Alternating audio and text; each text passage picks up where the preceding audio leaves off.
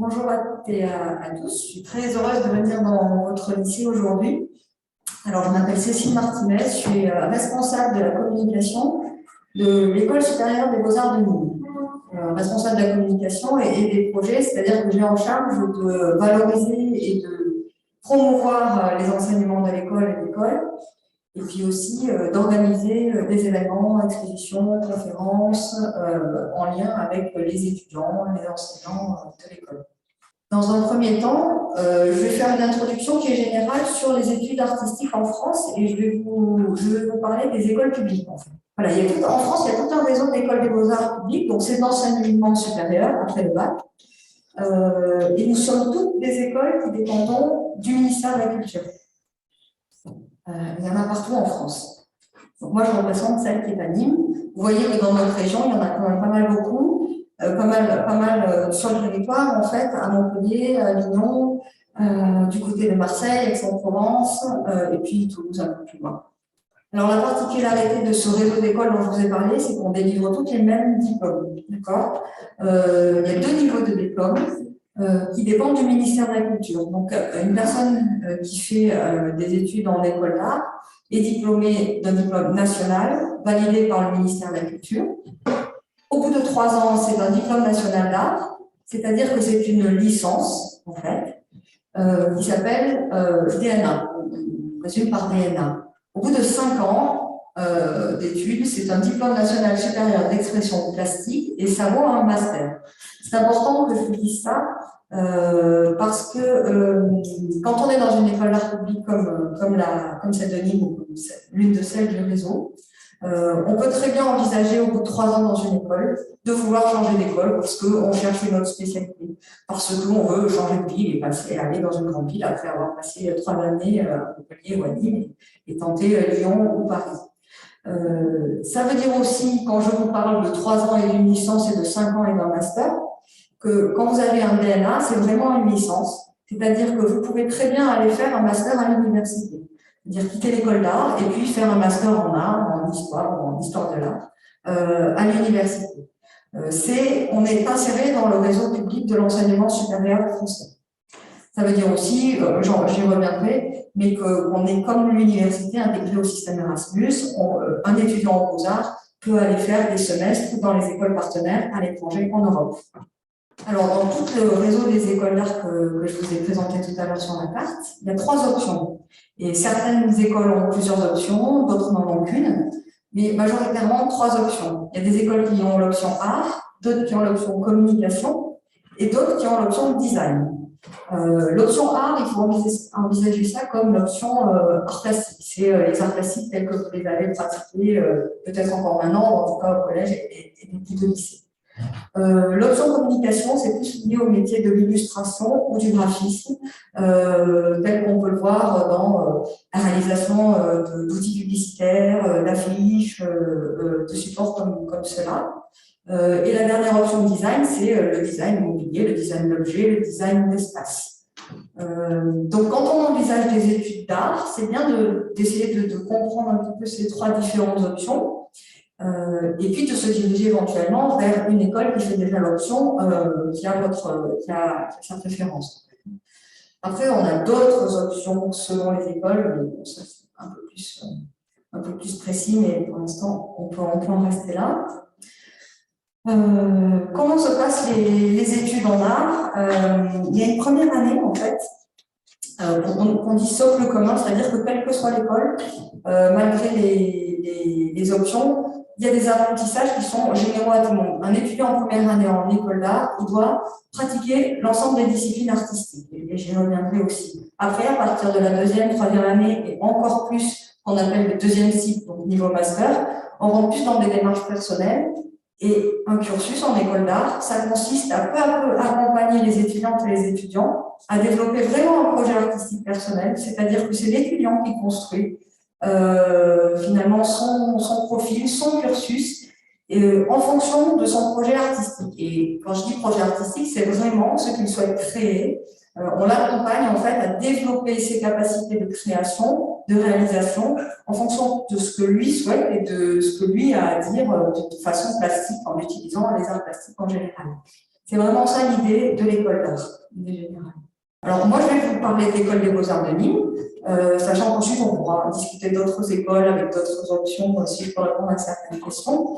Et on peut peut-être commencer par un film. Voilà, il y a un petit reportage qui a été fait à l'école il y a 2 ans, avec quelques étudiants qui sont interviewés, et ça peut donner déjà une première approche de comment ça se passe. Alors, je vais profiter pour saluer les élèves de Jean Villard. Vous nous entendez bien? Très bien, merci.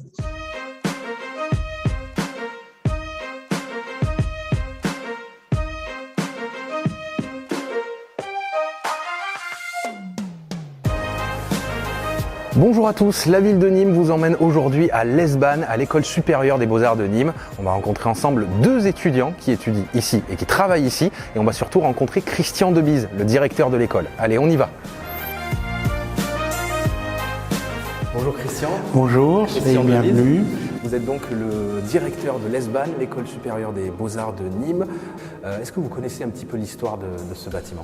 L'école des Beaux-Arts de Nîmes, elle a été fondée dans une logique d'arts appliqués pour finalement fournir des compétences aux industries textiles locales à l'époque. Bon, aujourd'hui, c'est l'école d'art, comme en témoignent d'ailleurs différentes œuvres dans l'entrée de Pernod-Pagès, là où nous sommes, de Toroni, juste au-dessus de la porte. Donc on est dans un bâtiment, je dirais, doublement historique. Qu'est-ce qui se passe un peu ici pour ces 4e et ces 5e années de l'ESBAN ? Alors c'est le lieu où chacun a son espace de travail. On a l'avantage d'être dans une formation qui est extrêmement ouverte. Ce qui est reconnu toujours par les employeurs chez nos étudiants, c'est une adaptabilité et une polyvalence. Et quand on regarde les taux d'insertion des étudiants dans l'école d'art, ils sont proches de celui des écoles d'ingénieurs.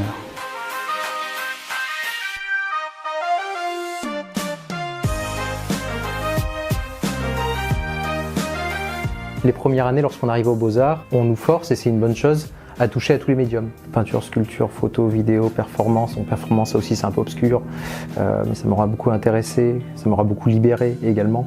On a un rapport privilégié avec les profs, on se connaît tous, on est dans l'entraide, une forme de solidarité. Quand il y en a un qui a un problème, qui n'arrive pas à faire quelque chose, on va l'aider plutôt que d'être dans la compétition. Et ça, je trouve que c'est peut-être le plus important. C'est pour ça aussi que moi j'ai fait tout mon cursus ici. Finalement, je m'y sentais bien.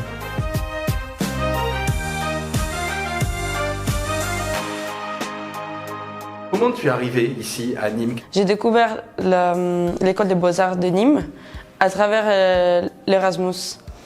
Après ça, j'ai décidé de revenir et faire mon master du coup 4 et 5. Et du coup là, ça fait 3 ans que je suis sur Nîmes. C'est quoi un petit peu ta spécialité à toi ? Moi, je me suis beaucoup attachée à la peinture depuis quand même mes études avant. Et c'est une chose que je tiens de garder, de approfondir comme pratique toujours. Humainement et artistiquement, qu'est-ce que l'école supérieure des Beaux-Arts de Nîmes t'a apporté durant ces 3 ans ici ? Humainement, ça m'a permis de connaître d'autres gens, me confronter avec d'autres gens. Et artistiquement, sûrement, ça m'a permis d'être plus professionnelle et de délier mieux mon style artistique.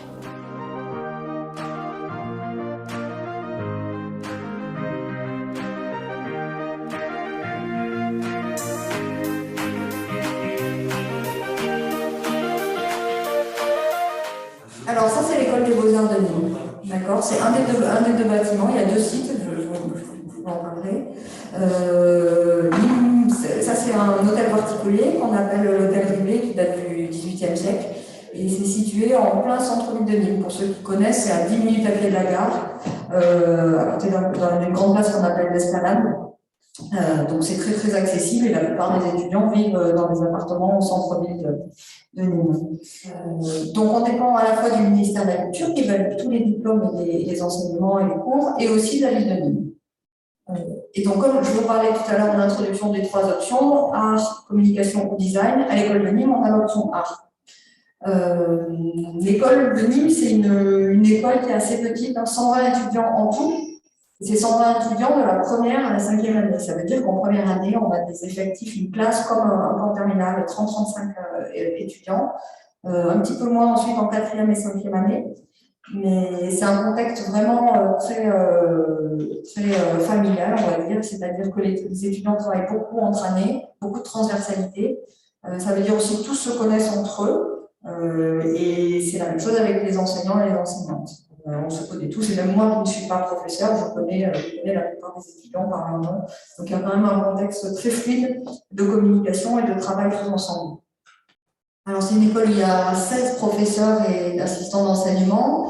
La particularité de l'école-là aussi par rapport à, par exemple, une formation universitaire, c'est que tous les enseignants sont des professionnels. C'est-à-dire que quand vous avez un prof de sculpture ou un prof de dessin, c'est aussi par ailleurs un artiste qui a une activité, une pratique artistique, qui expose dans des galeries. Donc il y a un travail personnel.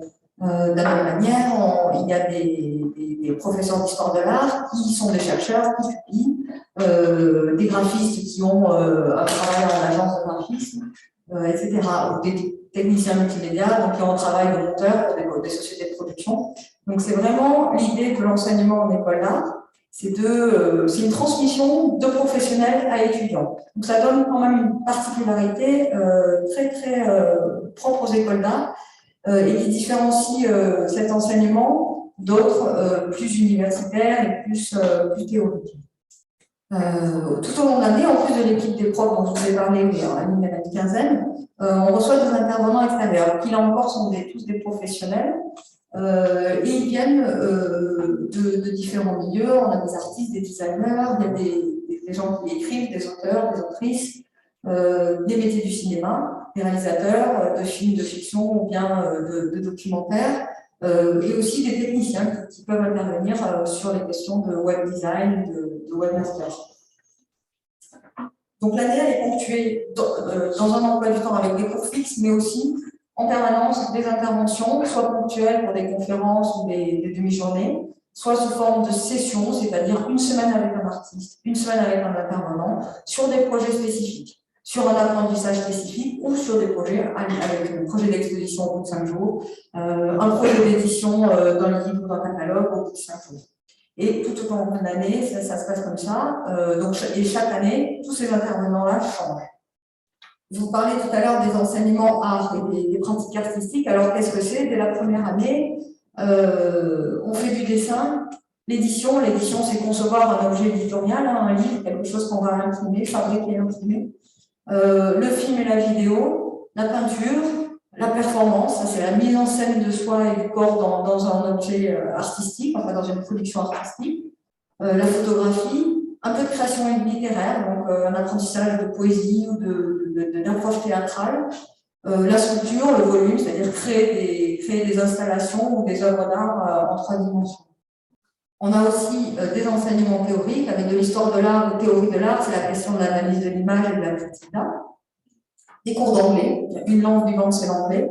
Des cours de recherche documentaire, sachant que tout ça est sans cesse appliqué au métier de la création, au métier d'artiste ou aux métiers qui vont évoluer dans le milieu de l'art. C'est-à-dire que quand on fait de l'anglais, on va apprendre par exemple à commenter ses productions artistiques en anglais, ou alors on va créer une poésie en anglais. Donc c'est des enseignements qui diffèrent de ce que vous aurez pu connaître jusqu'à présent. C'est vraiment des choses qui sont appliquées et professionnalisantes immédiatement. Il y a aussi des cours autour des outils numériques et audiovisuels, c'est-à-dire le traitement d'image, Photoshop, Illustrator, InDesign, ou alors les logiciels de montage vidéo ou de son et d'enregistrement. Donc voilà, tout au long de l'année, on alterne quand on est étudiante ou étudiant aux Beaux-Arts, des cours pratiques et théoriques, des workshops, c'est les fameuses sessions dont je vous parlais, on appelle ça workshop en école. Alors, ça veut dire que c'est un atelier, un travail intensif sur 5 ans en général. Il y a des montages d'exposition parce qu'on présente son travail, on apprend à l'accrocher dans l'espace, dans des galeries d'exposition. Des séminaires de recherche, alors ça c'est plus des thématiques avec des problématiques et de la recherche sur des questions artistiques à partir de la 3e année et surtout en 4e et 5e année. Et aussi toute une vie culturelle dans laquelle vous êtes plongé. Parce que l'idée des études en art, c'est aussi de s'intéresser à ce qui se produit dans les institutions culturelles. Et par exemple, à Nîmes, on est au cœur d'un territoire qui est très très riche en musées, en galeries, en centres d'art, mais aussi en festivals, en salles de spectacle. Donc en école d'art, on fait certes quelque chose qui s'apparente aux arts plastiques, mais tout en s'ouvrant à des tas d'autres disciplines. Il peut y avoir, dans certains travaux faits avec des artistes, un mélange de danse contemporaine et d'art plastique, ou alors de musique qui intervient avec de la peinture. Donc, bien sûr, on pratique les arts plastiques, mais dans une idée très, très ouverte de la culture et de la connaissance des différents champs culturels. Et donc, pour ça, il y a aussi en permanence des conférences avec des artistes ou des intervenants impliqués qui viennent présenter leur métier ou leur structure. Et puis aussi, évidemment, des sorties. Donc, les étudiants vont participer au Festival du film à Marseille, vont visiter évidemment des expos, font des sorties sur l'actualité importante du territoire, jusqu'à Montpellier, à Marseille, Toulouse éventuellement. Ensuite, je vais vous montrer des photos de l'hôtel Villet, mais à ce stade, sur ce que je vous ai dit sur les études, comment ça se déroulait, parce que certains ont des questions qui leur viennent. Est-ce qu'il faut le bac pour rentrer dans cette école? Oui, il faut, sauf si on a une pratique artistique ailleurs et qu'on est capable de montrer un dossier de quelque chose qu'on fait, mais la majorité des cas, ils font un bac, mais quel que soit le bac. On ne regarde pas, mais j'y reviendrai ça, mais on ne regarde pas le cursus avant pour entrer en école d'art, puisque c'est un examen d'entrée. Et je vous dirai ce qu'on vous demande à l'examen d'entrée dans un second temps. Mais la majorité des étudiants qui entrent ont un bac. Alors, je pense que vous en parlerez, mais je crois que ce que nos jeunes amis peuvent commencer à faire, c'est toutes vos créations de dessins. Oui, je vais en parler après. Oui. Voilà, vous en parlerez, Oui, mais oui. l'essentiel, c'est d'avoir un book, de constituer votre book et de mettre de côté tout ce que vous créez. Ça peut être très intéressant pour la sélection. Je vous montre quelques photos en fait, de l'école et ensuite je vous montrerai des étudiants, des reportages sur les étudiants qui disent comment ils ont vécu un peu leurs études et, selon les années. Bon, mais ça, c'est l'entrée de l'école, donc toujours ce bel hôtel particulier dont je vous avais parlé. Ça, c'est des ateliers. Ça, c'est des ateliers qui sont sous les toits, qui sont réservés aux 4e et 5e années. Non, mais ça ne nous concerne pas. Je viens d'avoir un message. Non, je vous rassure, ça ne me concerne pas. Je viens d'avoir un message, c'est des essais. Dans les études en art, il y a beaucoup d'investissement personnel qui est demandé aux étudiants et de travail en atelier. Donc c'est pour ça qu'il y a des espaces qui sont réservés, qui sont les espaces permanents de travail. Parce que quand on pratique les arts plastiques, on a besoin de matériel, on a besoin d'espace pour stocker tout ça. Donc il y a des ateliers qui sont répartis entre les années. Chaque promotion a ses ateliers qui sont accessibles de 8h à 18h30 tous les jours pour venir faire son travail personnel. Donc ça, c'est un exemple des ateliers. Après, je vais vous montrer un petit peu des photos qu'on a prises à l'école et de productions d'étudiantes ou d'étudiants. Tout ça, c'est les ateliers. Alors là, vous voyez, ils sont en train d'installer des œuvres et des productions parce que de façon récurrente, dans l'année, il y a des bilans, parce que vous connaissez les évaluations. Et en école d'art, dans les bilans, c'est des accrochages en fait, des œuvres, c'est des présentations de ces œuvres. Là, vous avez ce que j'appelle workshop. C'est un workshop qui est en cours en bas à droite, où les étudiants et étudiantes ont travaillé sur la création de costumes. Encore des ateliers. Il y a un labo photo où on peut développer des photos selon les anciennes méthodes à l'art antique. Donc, il y a aussi des cours de photo avec la cour de photo et ces apprentissages techniques. Les moments de restitution dont je parlais, c'est-à-dire c'est les bilans, c'est un partage. On apprend beaucoup en école d'art non seulement à créer, mais aussi à parler de ce qu'on fait. D'accord, savoir donner ses intentions, expliquer pourquoi on propose ce travail plastique. Ça, c'est une salle de cours multimédia. Quand je parlais des enseignements techniques, audiovisuels, outils numériques, il y a des salles informatiques et des ordinateurs accessibles et disponibles pour les étudiants. De la même manière que tout ce qui est appareil photo, caméra, prise de son, tout ça est prêté par l'école, est fourni par l'école. C'est-à-dire qu'il y a une réserve de matériel et les étudiants viennent emprunter le matériel pour réaliser leur production. Les ordinateurs, il y a des salles d'ordinateurs comme ça pour faire du montage, pour faire du logiciel de traitement d'image. qui sont accessibles tous les jours pour venir travailler. Essentiellement des Mac. Oui, beaucoup de... Voilà, ouais. Tout se fait sur Mac. Bon, salle de cours, salle de conférence assez plus classique. Il y a une bibliothèque également, alors avec évidemment des livres, mais aussi un fonds de DVD, des abonnements aux revues et journaux spécialisés en art, des galeries d'exposition qui sont toujours dans l'hôtel privé, hein, cet hôtel particulier que je vous ai montré, parce que les expositions, ce sont à la fois des étudiants qui les proposent dans l'année, à partir de leurs propres travaux, mais aussi des artistes qui sont invités pour travailler avec eux. Et ces expositions peuvent être ouvertes au public. Donc on fait des vernissages, on fait des visites d'exposition et on accueille le public, on accueille la presse aussi, pour parler des activités, des expositions préparées par les étudiants et les étudiantes. Voilà, c'est des expos qui sont déroulés. Ça, c'est la cour de l'école. Et vous voyez, pour l'anecdote, au premier étage, là, des ballons, c'était une œuvre d'un artiste qui avait rempli une salle de ballons. Voilà, qui n'était pas accessible et qui n'était visible que d'extérieur. Le mobilier en bois que vous voyez, les bancs sur roulettes et les tables, ce sont des étudiants en première année qui les ont fabriqués lors d'un workshop. Donc c'est eux qui ont tout fait à partir de modules de bois. Il y a un deuxième site à l'école qui sont les ateliers techniques. Donc c'est à 20 minutes à peu près du site principal, à moins au centre-ville, un peu plus excentré, mais avec des grands espaces, avec tout l'outillage et les machines nécessaires au travail du bois, au travail du fer. Voilà, c'est la vue de tout ce qui est disponible là-bas. Donc les étudiants peuvent aller travailler là-bas aussi quand ils veulent. Et ils ont un assistant technique que vous voyez en bas à droite qui les accompagne et qui leur enseigne aussi l'utilisation des machines en permanence. Un atelier édition. Alors l'édition, c'est les techniques de reproduction d'images. Ça peut être la gravure, la sérigraphie.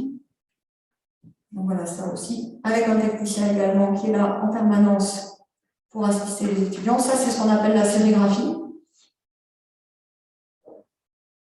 Ensuite, dans le cursus, quand on est étudiant, il y a des stages qui sont obligatoires et qui permettent un petit peu d'intégrer le milieu professionnel de l'art. Donc ça peut être carrément directement assistant d'artiste, si on est vraiment dans la pratique artistique, mais il y a aussi tous les métiers qui sont liés au lieu d'exposition. Donc, beaucoup d'étudiants vont travailler dans les musées ou des galeries sur du montage d'expo, sur de la médiation avec les publics, ou alors dans d'autres lieux culturels comme des théâtres pour des festivals. Et puis, dans la scolarité, j'en parlais tout à l'heure, il y a une mobilité internationale qui est possible via Erasmus, et ça, c'est toutes les écoles partenaires. Donc, on peut aller passer 6 mois, un semestre à l'étranger, 2 fois dans sa scolarité. Dans ces écoles-là, ce qui veut dire que c'est complètement intégré au parcours. On valide ces cours là-bas et puis on revient et on continue ensuite à l'école à Nîmes sa progression. On peut aussi faire des stages à l'étranger. Et pour ces mobilités internationales, il faut savoir qu'il y a beaucoup d'aides et de bourses de l'école et aussi de la région et de partenaires pour vraiment favoriser et encourager les mobilités. Ce qui veut dire aussi que chaque semestre, on a à peu près une quinzaine d'étudiants qui intègrent l'école, qui viennent de toute l'Europe. Et là, c'est par l'intermédiaire d'un service de l'école. Oui, il y a un bureau des relations internationales qui organise ça et qui accompagne les étudiants qui font de la mobilité. Vous travaillez avec la Maison de l'Europe Oui, ou pas? absolument. Ouais. Pour ceux qui étaient là, on a eu une conférence sur la Maison de l'Europe où vous avez expliqué qu'on pouvait voyager, aller faire ses études pour pas grand-chose à l'étranger. Oui, c'est très, quand on est étudiant en études supérieures, il y a vraiment de fortes possibilités de bouger et d'être accompagné, notamment financièrement, pour le faire. Alors peut-être après, avant de passer à ça, on pourrait vous regarder des petites vidéos.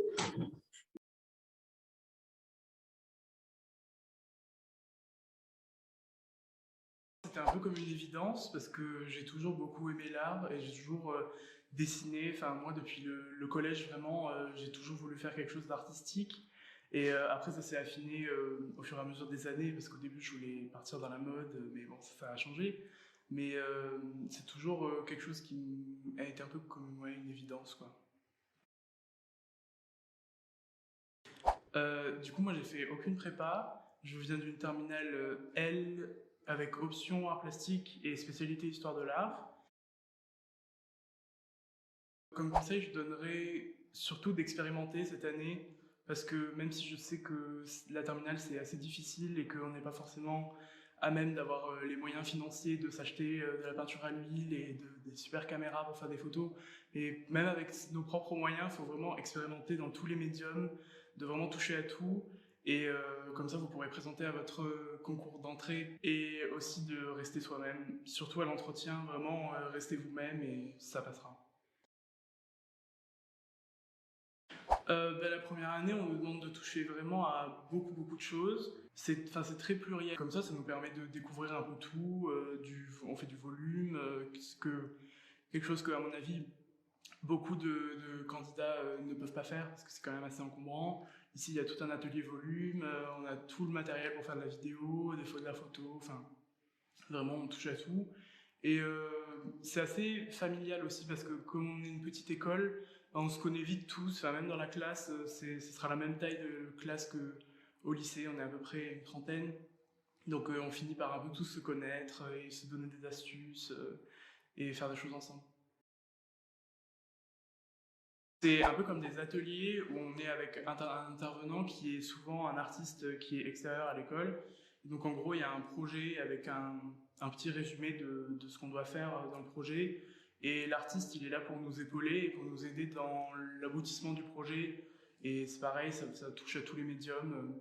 On en a beaucoup de proposés et souvent on est mélangé avec d'autres années, donc c'est assez sympa parce qu'on peut rencontrer les années 5, les années 2 et tout ça, et même créer des liens entre les années d'amitié ou quoi, c'est vachement sympa.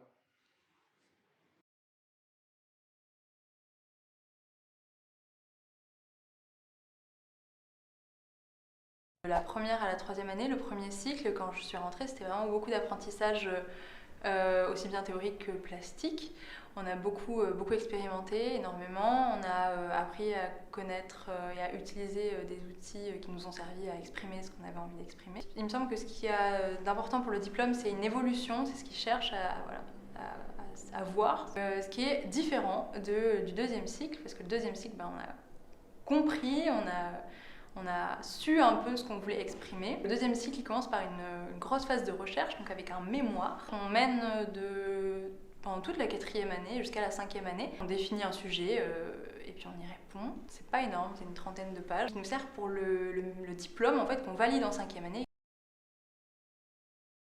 Alors moi j'ai fait mon mémoire sur les plantes, ça s'appelle le bureau des plantes, et c'est une étude des plantes, comment est-ce qu'elles sont utilisées, à quoi elles servent, comment on s'en sert dans le milieu de l'art et plus étendu dans le milieu, dans la culture populaire aussi. Et j'ai fait des relations entre les deux. Donc j'utilise beaucoup le milieu du design, je joue entre le design, l'art et cette espèce de frontière qui est entre les deux, beaucoup d'humour et un peu de pop aussi, voilà, des couleurs, tout ça. On a plusieurs stages à valider, un par cycle. Moi j'en ai fait beaucoup plus que ça parce que ça m'intéressait. Et c'est vrai que j'ai fait beaucoup de stages en médiation culturelle, donc j'ai présenté beaucoup d'expos à des groupes divers et variés. J'ai fait un stage à Arles il y a quelques années où j'ai présenté donc toutes les expos à des groupes scolaires, et c'est vrai que c'était très intéressant. Enfin, c'était très enrichissant pour moi, c'était très enrichissant pour tout le monde, et on m'a autant appris que ce que moi j'ai appris. Quand je suis rentrée à l'école, j'avais un projet. Je suis rentrée ici pour faire de l'enseignement. Je me suis dit qu'il fallait un master, donc tant qu'à allier l'utile à l'agréable, autant faire les beaux-arts, parce que j'adorais l'art. Et donc je voulais enseigner en art, et en fait ça a évolué, mais pas tant que ça. J'ai juste connu, et je me suis rendu compte qu'en fait il y avait énormément de métiers qui tournaient autour de l'art, des métiers que je connaissais pas, des métiers qui m'intéressaient peut-être pas, et en fait j'ai appris à découvrir énormément de choses.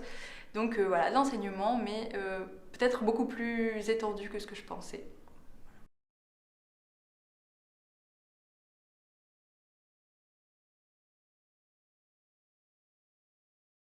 Quand je suis rentrée aux Beaux-Arts, ma pratique artistique, c'était clairement de la peinture de paysages réalistes sur de la toile. En entrant aux Beaux-Arts, je me suis rendu compte que l'art, ce n'était pas ça, c'était pas que de la peinture sur une toile. Et ça a été possible grâce à l'initiation que l'on a en première année aux divers cours, aux diverses spécialités. La performance, la vidéo, la photographie, le volume, le dessin, c'est autant de cours qui vont vous permettre d'explorer des choses qu'à l'origine vous ne connaissez pas forcément, comme c'était mon cas. Il faut envisager vos études aux Beaux-Arts comme un processus. Vous arrivez à l'école, il va se passer des événements, c'est-à-dire des workshops ou des expositions que vous allez aller voir, il va y avoir les cours aussi. Avec tout ça, vous allez pouvoir dessiner votre propre parcours. C'est-à-dire que vous pouvez avoir simultanément un workshop photographie, un workshop écriture, moulage et céramique. Et c'est vous qui allez venir et qui allez choisir vers quoi vous voulez vous diriger. Moi, c'est ce qui s'est passé. C'est-à-dire que j'ai eu l'occasion d'aller réaliser des meubles en bois avec notamment Olivier Bédu qui était venu. J'ai eu l'occasion de faire du moulage aussi. Et c'est ce qui m'a permis de m'ouvrir et finalement de me diriger vers ce qui me correspondait vraiment. La peinture avec laquelle j'étais venue à l'origine, c'était finalement pas du tout ce qui me correspondait. Et c'est ici que j'ai pu m'en rendre compte et que finalement j'ai pu m'épanouir. Par rapport à ma professionnalisation post-diplôme, en juillet, je me suis inscrite en tant qu'auto-entrepreneur, en tant que designer sans droit d'auteur, ce qui me permet aujourd'hui de réaliser notamment des meubles sur mesure, de réaliser de la 3D pour des paysagistes, mais ça ne m'empêche pas de continuer à candidater, notamment pour des résidences artistiques. Au contraire, c'est un complément. Alors bien sûr, il y a tous les étudiants et étudiantes qui vont poursuivre des insertions professionnelles dans le milieu de la création en tant qu'artiste. Devenir artiste, ça veut dire pratiquer, avoir un atelier, avoir éventuellement une galerie et vivre de sa production artistique. On peut être designer, on peut être photographe, vidéaste, il y a aussi des métiers liés à plus de techniques comme la céramique, par exemple.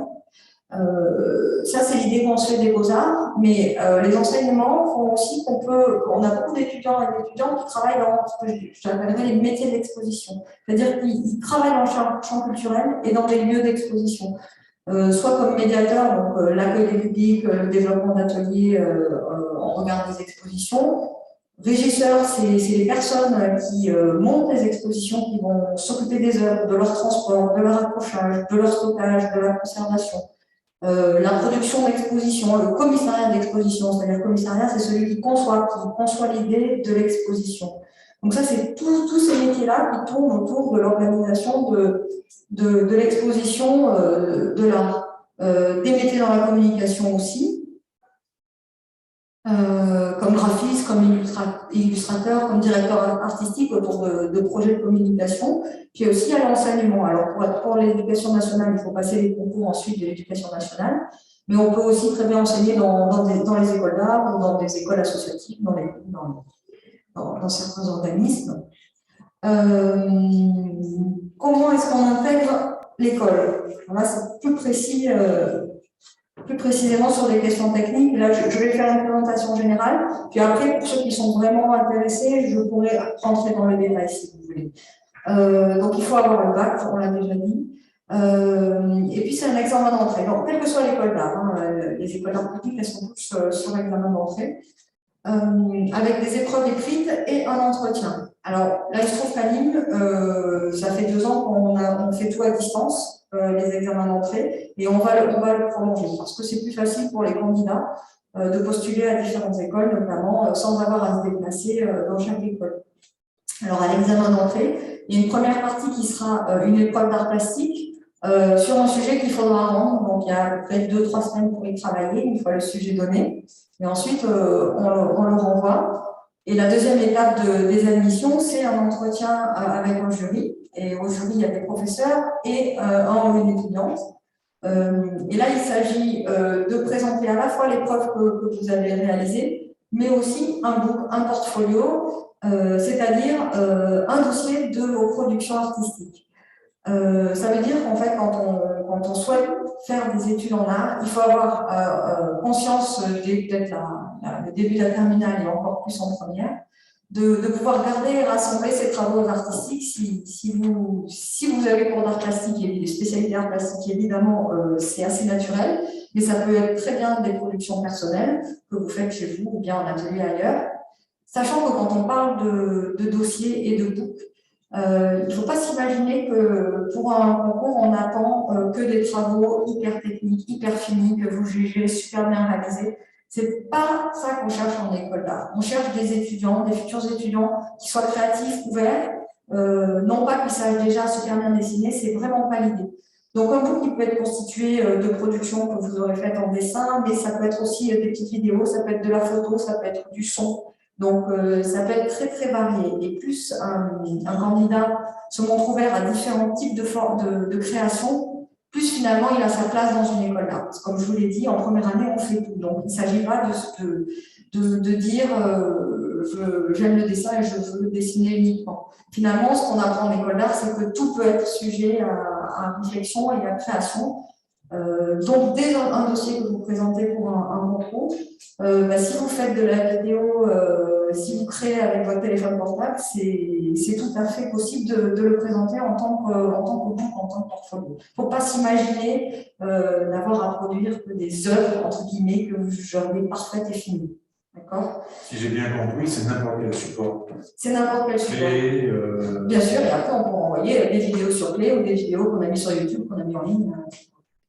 Alors, après, sur les dates, ensuite, sur le concours lui-même de l'examen pour Nîmes, on fait des inscriptions en ligne pour candidater à cet examen jusqu'au 15 février 2022 d'ailleurs.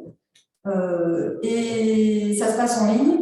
Et ensuite, les épreuves ont lieu entre mars et avril avec des oraux qui ont lieu entre le 5 et 8 avril. Toujours à distance, on fera des entretiens sur Zoom, vous serez convoqués à une heure précise et vous aurez 20 minutes d'entretien avec le jury. Ce que je voulais vous dire aussi, c'est qu'au Beaux-Arts, on propose un stage de préparation au concours pendant les vacances d'hiver. C'est du 28 février au 4 mars cette année. C'est une semaine de pratique du lundi au vendredi. C'est surtout centré sur la sérigraphie, donc un atelier collectif individuel, vous allez produire, mais aussi où le prof est là pour vous accompagner justement dans la constitution du dossier dont je vous ai parlé, de ce book. Donc il peut faire avec vous les choix de ce que vous lui présentez, ce que vous avez déjà fait, et un petit peu stratégiquement choisir comment présenter son dossier et vous aider à vous préparer.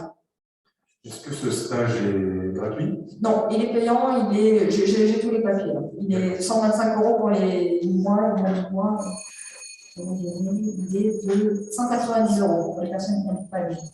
C'est 5 jours. Et ensuite, pour ceux qui s'interrogent, alors ceux qui sont déjà décidés pour les études artistiques, mais aussi ceux qui s'interrogent et qui voudraient comprendre qu'est-ce qu'on fait dans une école d'art, je vous invite à venir à la journée porte ouverte. De façon générale, d'ailleurs, sur les formations, les journées porte ouvertes sont quand même très, très éclairantes et je vous les conseille.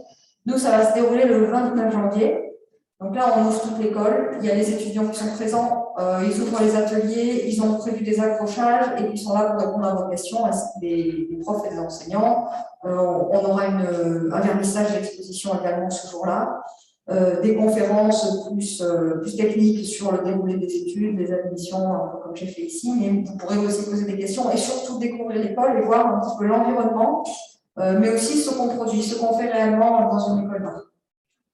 Ça, c'est très, très important de l'avoir vu avant éventuellement de candidater et de se lancer dans des examens. C'est à peu près tout et je peux répondre à vos questions. Est-ce que vous avez des questions? Ma question, c'était combien y a-t-il de personnes dans cet établissement? Combien il y a de personnes? Combien d'étudiants? Ouais, combien de personnes dans cet établissement? 120 étudiants. Là, c'est parce que vous n'avez pas bien suivi, parce que tout était marqué dans le diaporama. 120, c'est pas beaucoup. Hein. Réparti en 5 années, ça suffit des classes. Et Pardon? on fait quoi comme cours? On fait comme ici ou on fait de l'art? On fait de l'art, tout est tourné vers l'art. Alors, c'est surtout des cours de pratique, d'accord? C'est-à-dire que quand on veut faire une école d'art, il faut avoir envie de dessiner, de prendre des photos, de faire de la sculpture, d'accord? Il y a un peu de cours théorique, c'est l'histoire de l'art, c'est-à-dire on va apprendre l'histoire des artistes depuis la préhistoire jusqu'à aujourd'hui, d'accord? On va apprendre à analyser l'image, à critiquer les images, mais essentiellement, la majorité du temps, on produit. Ah, mais il n'y a pas de français, tout comme ça. Non, il n'y a plus de matière générale. Il y a de l'anglais, matière générale entre guillemets, vraiment l'histoire de l'art, et puis le reste, c'est du travail en atelier et de la pratique artistique. des disciplines artistiques. Alors, on peut peut-être approcher le sujet finance. Oui, alors. Financier. Oui. Alors, les Beaux-Arts, comme c'est une école publique, c'est 520 € l'année. D'accord? Si on n'est pas boursier. Donc, ça, c'est le tarif maximal, 520 € par année. Voilà, ça c'est assez intéressant parce que vous avez suivi pour certains la conférence sur le Crous, et donc vous pouvez bénéficier, même si vous ne vous inscrivez pas sur Parcoursup à l'ESBAN de Nîmes, vous constituez quand même votre dossier Crous pour bénéficier éventuellement d'un logement sur place, mais aussi d'aide financière, on en a largement parlé. Vous pouvez financer votre année sans aucun problème. Ça dépend, c'est vraiment les bourses universitaires, ça dépend des revenus familiaux. D'accord? Ça, c'est un calcul qui est fait à part, mais. Pour bien élément, vous n'avez pas suivi la conférence sur le Crous. Donc, en fait, la base est soumise un peu comme établissement scolaire au revenu des parents. Et donc, après, au-delà des bourses, vous pouvez avoir une aide au logement. On peut demander aussi, selon votre cas, et je pense que l'école va vous accompagner, des aides européennes. Enfin, je veux dire, il y a des aides qui vraiment vous permettent presque de vivre. Et puis, dans une ville comme Nîmes, enfin, moi, c'est ce que me disent les étudiants, les logements sont très abordables, peut-être plus que dans une ville comme Montpellier. Donc, les étudiants et les étudiantes trouvent assez facilement des colocations au centre de Nîmes, donc ils vivent à plusieurs dans les grands appartements pour un loyer pas cher. Alors après, j'insiste sur les conditions d'admission. C'est pas nécessaire d'avoir suivi spécialité art plastique pour candidater. On va pas regarder votre dossier en fait, comme c'est un examen. On va pas regarder niveau note ni ce que vous avez fait avant. Par contre, il va falloir montrer que d'une certaine manière, vous avez une pratique artistique déjà et que vous vous intéressez à l'art. Voilà, donc si vous envisagez ça, même si vous n'avez pas quoi art plastique, il faut rassembler tout ce que vous faites ailleurs et pouvoir constituer ce groupe. Il faut aussi s'intéresser un petit peu en vue d'un entretien à l'actualité artistique et culturelle, c'est-à-dire pouvoir dire si on a visité quelques expositions, si on connaît des noms d'artistes vivants, et puis aussi également on peut être très bien passionné de cinéma, lire beaucoup. C'est un intérêt pour les domaines culturels en général, qui peut être en plus un atout lorsqu'on passe un entretien. Écoutez, merci à vous. On a...